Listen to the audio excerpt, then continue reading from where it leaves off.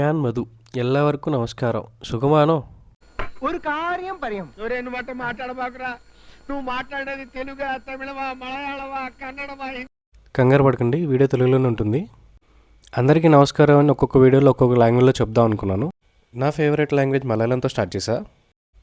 గోకర్ణ దగ్గర ఉన్న యానా కేవ్స్కి వెళ్దామని పొద్దున్నే 5కి స్టార్ట్ అయిపోయాము. లాస్ట్ టైం జలవనేకి పొద్దున్నే 6కే స్టార్ట్ అవుదాం అనుకుని మధ్యాహ్నం 12కి స్టార్ట్ అయ్యాము. అది చూసి మా నాన్న బద్దకాన్ని కూడా ఇంత గొప్పగా చెప్పుకునే నిన్నే చూస్తున్నా అన్నారు. అందుకే ఈసారి పొద్దున్నే 6కే స్టార్ట్ అవుదామని ప్లాన్ వేసి 5కే స్టార్ట్ అయిపోయాము. టైం అంటే మధు, మధు అంటే టైం. ఎలా ఇచ్చా? వెళ్ళరా, వెళ్ళి ఇంట్లో ఏదైనా పని చూసుకోపో.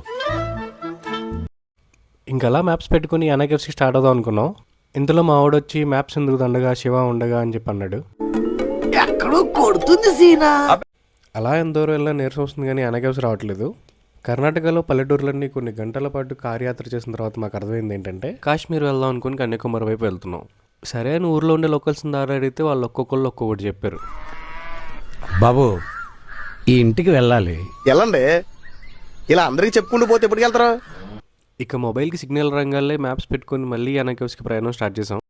అందుకే అంటారు క్షవరం అయితే కానీ వివరం తెలియదని. దారిలో 2 బస్సులకి పెద్ద యాక్సిడెంట్ అయింది. లక్కీలీ ఎవరికి ఏం కాలేదు. మనం ఒక్కరోజు ఎర్లీగా లేసి ఇన్ని వైపరీత్యాలు జరుగుతాయి అనుకోలేదు. అందుకే ఎప్పుడు ప్రకృతికి విరుద్ధమైన పనులు చేయకూడదు.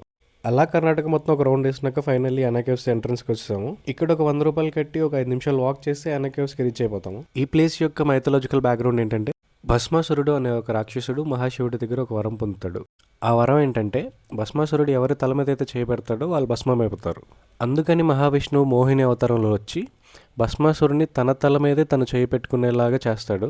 అలా భస్మాసురుడు తనంతటా తానే భస్మమైపోతాడు.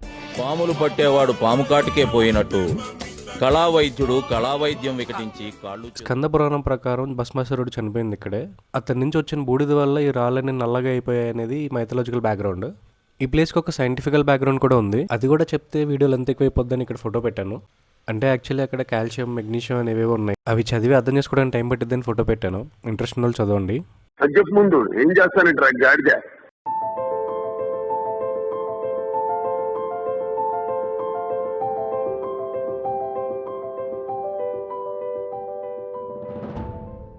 ఈ గుడిలోంచి వెళ్ళి 10 రూపాయలు ఎంట్రీ ఫీజు కడితే యానా కేవ్స్ లోపలికి ఎంట్రీ ఉంటుంది. ఇక్కడ డ్రోన్స్ వాడకూడదు అన్నారు, లేదంటే డ్రోన్ షాట్స్ అల్లాడిచ్చేవాళ్ళం. అంటే మా దగ్గర అసలు డ్రోనే లేదనుకోండి. డ్రోన్ లేకుండానే డ్రోన్ వీడియోస్ ఎలా చేయాలో లాస్ట్ వీడియోలో చెప్పాము. చూడని వాళ్ళు ఎవరైనా ఉంటే చూసేయండి. ఇలా ఫాస్ట్గా మెట్లెక్కిస్తూ పైకి వెళ్తే మొదట ఆయాసం వస్తుంది, తర్వాత గబ్బిలాల వాసన వస్తుంది, ఆ తర్వాత అలవాటు అయిపోతుంది. మంజుమేల్ బాయ్స్ సినిమాలో సుభాష్ పడిపోయిన గుహని లోపల నుంచి చూడాలనుకుంటే గునా కేవ్స్కి వెళ్ళొద్దు, అస్సాం అయిపోతాం. యానా కేవ్స్కి వచ్చేయండి. ఇవి ఆల్మోస్ట్ 120 మీటర్స్ హైట్లో ఉంటాయి.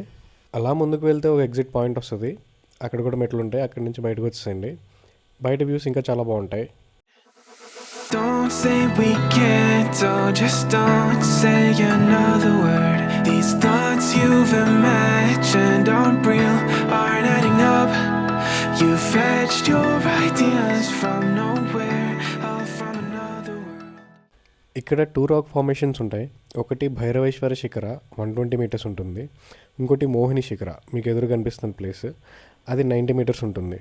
ఒక వీకెండ్ ప్లాన్ చేసుకొని వస్తే యానా కేవ్స్తో పాటు సిర్సి వాటర్ ఫాల్స్, విభూతి వాటర్ ఫాల్స్, గోకర్ణ ఇలాంటి చాలా ప్లేసెస్ కవర్ చేయొచ్చు. ఈ యానా రాక్స్ నన్ను తలెత్తుకునేలా చేశాయి. మార్నింగ్ ఆర్ ఈవినింగ్ వచ్చుంటే ఇంకా బాగుండేది. మేము మిట్ట మధ్యాహ్నం ఎర్రటి ఎండలో వచ్చాం, బట్ స్టిల్ వర్త్ ఇట్. మేము ఎక్కడ డిసప్పాయింట్ అవ్వలేదు. అలా తిరిగి పార్కింగ్ ప్లేస్కి వెళ్ళిపోయాము. అక్కడ ఒక పెద్ద ఏవో ఫ్రూట్స్ అమ్ముతాడని ఆయన దగ్గరికి వెళ్ళాము. ఇదేదో వెరైటీగా ఉంది, దీని పేరేంటని అడిగితే యామ్ యాక్ అని ఏదో చెప్పాడు.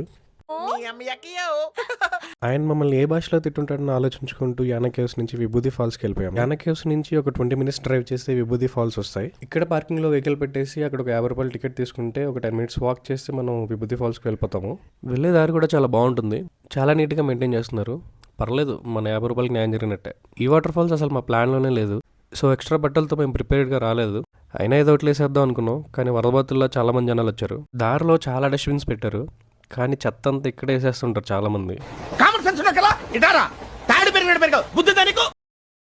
Talk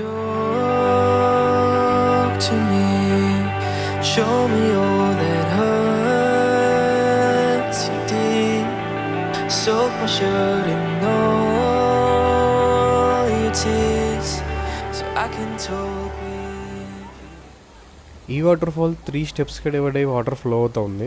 ప్రతి స్టెప్ దగ్గర వాటర్ చిన్న పూల్లా ఫామ్ అయింది. పొరపాటున పైన ఉన్నాడు సుస్సు పోసాడంటే కింద ఉన్న వాళ్ళకి మంగళ స్నానం. వాటర్ క్రిస్టల్ క్లియర్గా ఉన్నాయి. ఆ పైన ఉన్న క్లిఫ్ పాయింట్ నుంచి అందరూ వాటర్లోకి జంప్ చేస్తున్నారు. ఇంకా ఆపుకోలేక ముందు మా వాళ్ళని తోసేసి తర్వాత నేను దూకేసా. కానీ తర్వాత తెలిసింది ఏంటంటే అక్కడ వాటర్ 7-8 ఫీట్ లోతుంది అండ్ మా ఎవ్వరికి ఈత రాదు. ఎందుకురా నా జీవితంతో అట్ట ఆడుకుంటావా? సుఖం లేదు, సంతోషం లేదు. ఓన్లీ ఒక్క పాయింట్లోనే కొంచెం లోతుంది. ఒక 2-3 అడుగులు ముందుకేస్తే మళ్ళీ నార్మల్ లోతే 4 ఫీట్ 5 ఫీట్ అలా. రైనీ సీజన్లో వచ్చినప్పుడు పిల్లలతో వచ్చినప్పుడు కొంచెం జాగ్రత్తగా ఉండాలి. అబ్బాయిలందరూ చెడ్డీలు వేసుకుని దూకేస్తున్నారు.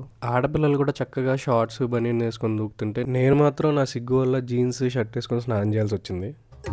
మొదట బాధ వేసింది, తర్వాత భయం వేసింది, ఆ తర్వాత నా మీద నాకే అసహ్యం వేసింది. అలా నీళ్ళల్లో కాసేపు ఆడుకుని తడిసిన బట్టలతో ఇంటికి వెళ్ళిపోయాము.